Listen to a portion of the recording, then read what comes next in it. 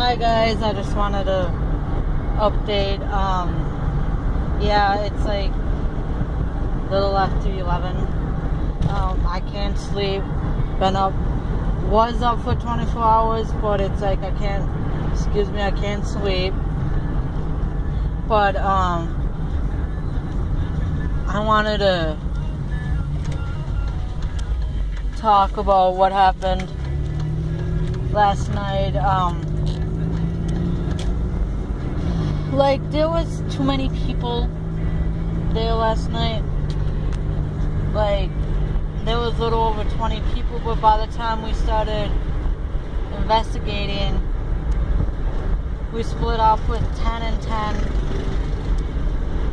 with like 2 or 3 investigators in each group.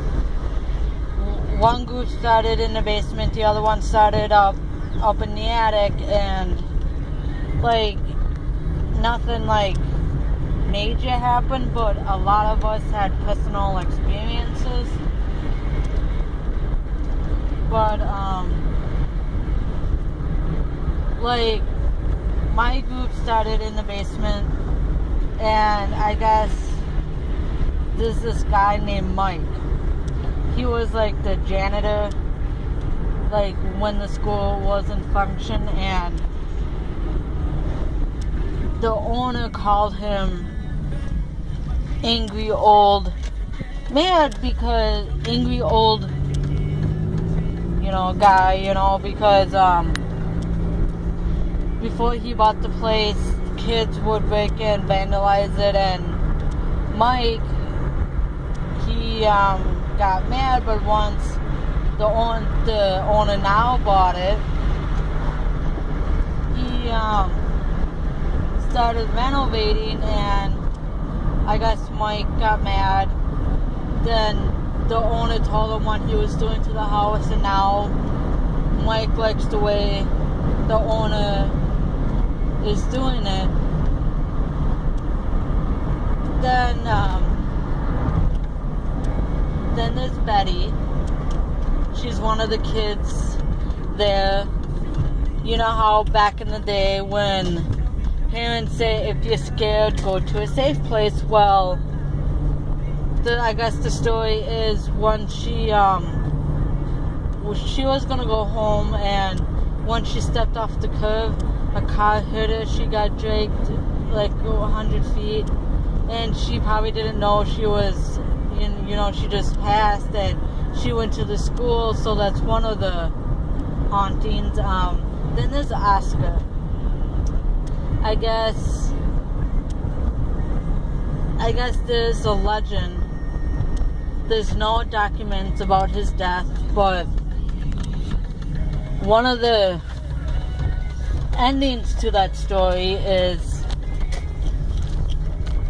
he was disabled, and when they reopened the second time, they let the kids who had disabled go there and everything, and a couple of kids were picking on him, because something was wrong with them, and I guess Oscar went up to the attic and hung himself.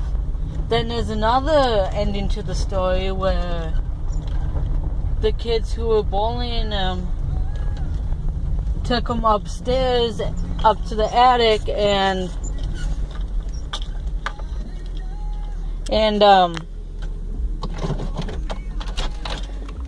like they, put a noose around his neck, whatever, and I guess the kids who was bullying Oscar, I guess they were rich, where they got like the high-powered attorneys, to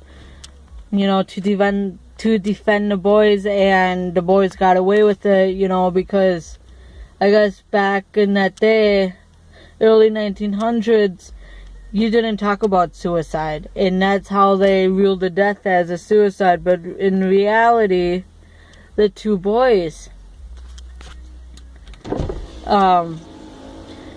did it. Then there's Miss Holiday. She was like the principal when they were starting to get a principal in every school in Rapids, but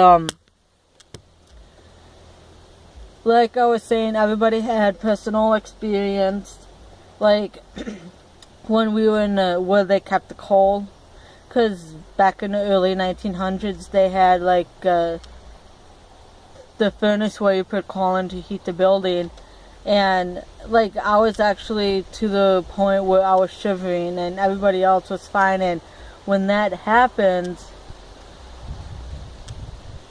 like there's a spirit near you.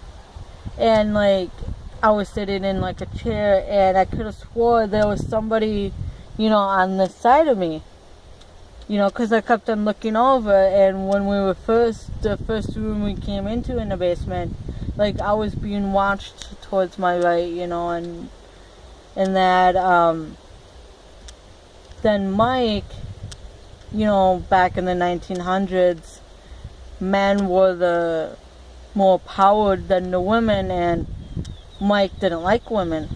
So me, one of the girl investigators, and two other girls, we were in his, personal space, and yeah, it was just creepy. Like, I normally don't mind basements during the night, but there, especially in Mike's room, it was just scary. And then,